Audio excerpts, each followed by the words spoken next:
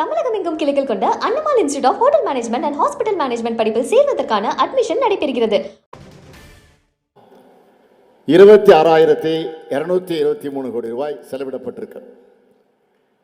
ஒன்றிய அரசால நிர்ணயிக்கப்பட்டிருக்கக்கூடிய குறைந்தபட்ச ஆதரவு விலையை விட கூடுதலா சன்னரக நெல்லுக்கு குவிண்டாலுக்கு 105 ரூபாயும் பிற ரகங்களுக்கு 130 ரூபாயும் ஊக்கத்தொகையாக வழங்கப்பட்டு வருது.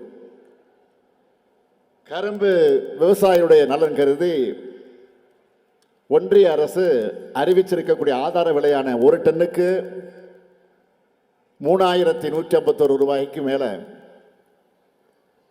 349 ரூபாய் சிறப்பு ஊக்கத்தொகையாக வழங்குகிறோம். இப்படி விவசாயிகளுக்கு பார்த்து பார்த்து செய்கிறதுனால தான் வேளாண்மையும் பெருகி இருக்கு, உழவர்களும் மகிழ்ச்சியாக இருக்காங்க. இருக்கீங்களா இல்லையா சொல்லுங்க. அகில இந்திய அளவில் பயிர் உற்பத்தி திறனில் தமிழ்நாடு பெற்றுள்ள இடங்களை சொல்லணும்னா சிறு தானியங்கள், கேழ்வரகு, எள் மற்றும் துவரையில் முதலிடம், மக்காச்சோளம், மொத்த எண்ணெய் வித்துக்கள் மற்றும் கரும்புல 2வது இடம், குறுதானியங்கள் மற்றும் நிலக்கடையில் 3வது இடம்.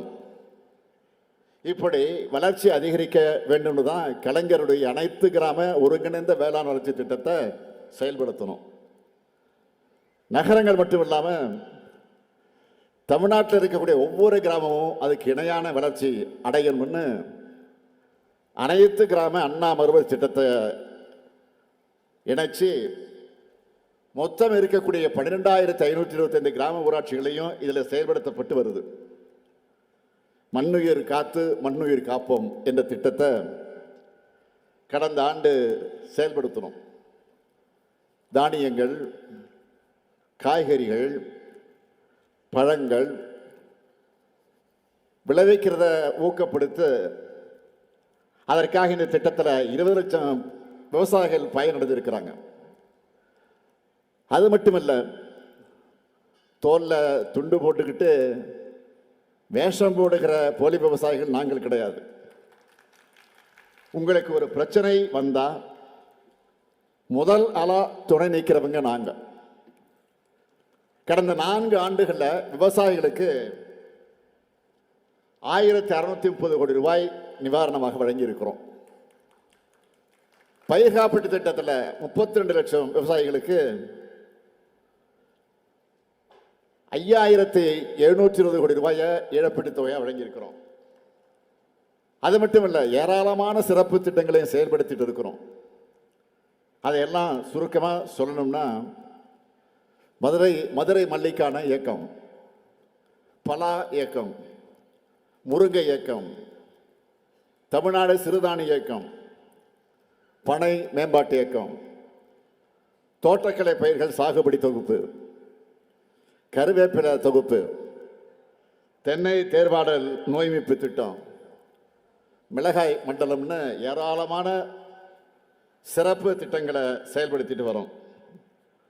அதோட வேளாண் இயந்திரங்கள் வாங்க மானியம், வேளாண் வாடகை மையங்கள் அமைக்க மானியம், உழவர் செயலில் வாடகை சேவைன்னு நம்ம அரசோட முன்னெடுப்புகளையும் திட்டங்களையும் பட்டியலிட்டுக்கிட்டே போகலாம். இந்த வரிசையில் உழைப்புக்கான பயனை உழவர்களை பெறணும்னு தலைவர் கலைஞர் அவர்களால் உருவாக்கப்பட்டு கடந்த கால ஆட்சியாளர்களால் சீரழிக்கப்பட்ட 125 உழவர் சந்தைகளை புதுப்பிச்சு 14 உழவர் சந்தைகளையும் நாம் உருவாக்கி இருக்கிறோம். இந்த ஈரோடு மாவட்ட வேளாண் பெருங்குடி மக்களுடைய நன்மைக்காக சில முக்கியமான திட்டங்களையும் முன்னெடுப்புகளையும் சொல்லணும்னா, ஈரோட்டில் மஞ்சள் ஆராய்ச்சி மையம் 2020-21 ஆண்டை விட 25,000 ஏக்கர் கூடுதலாக 2024-25 ஆண்டில் தோட்டக்கலை பயிர்களில் சாகுபடி மேற்கொள்ளப்பட்டிருக்கு. இந்த மேற்கு மண்டல மக்களுடைய நீண்ட நாள் கோரிக்கையான அத்திக்கடவு அவிநாசி திட்டமும் தொடங்கி வைக்கப்பட்டு ஈரோடு, திருப்பூர், கோவை மாவட்டங்களில் இருக்கக்கூடிய 1045 ஏரிகள் மற்றும் குளங்கள் வளம் பெற்றிருக்கு. கடைமழைக்கும் பாசன நீர் கிடைக்க வாய்க்கால்கள் தூர்வாரப்பட்டு தேவையான புனரமைப்பு பணிகளும் மேற்கொள்ளப்பட்டிருக்கு. பவானி ஆற்றில் 8 தடுப்பணைகள் ஏற்படுத்தப்பட்டிருக்கு. கீழ்பவானி திட்ட பிரதான கால்வாய்கள் 514 கோடி ரூபாயில புனரமைக்கப்பட்டு வருது. 8579 விவசாயிகளுக்கு இலவச வேளாண் மின் இணைப்புகள் வழங்கப்பட்டிருக்கு. பவானி சாகர்ல உத்தமர் தியாகி ஐயா ஈஸ்வரன் அவர்களுக்கு திருவுருவச் சிலை மற்றும் அரங்கம் அமைக்கப்பட்டிருக்கு. முதலமைச்சரின் உழவர் பாதுகாப்பு திட்டத்தில் 1000 ரூபாய் இருந்த முதியோர் ஓய்வூதிய தொகை 2023ஆம் ஆண்டில் முதல் 1200 ரூபாயாக உயர்த்தி இருக்கிறோம். அதில் இந்த மாவட்டத்தில் மட்டும் 6,61 லட்சம் ரூபாய் 5596 விவசாயிகளுக்கு வழங்கப்பட்டிருக்கு.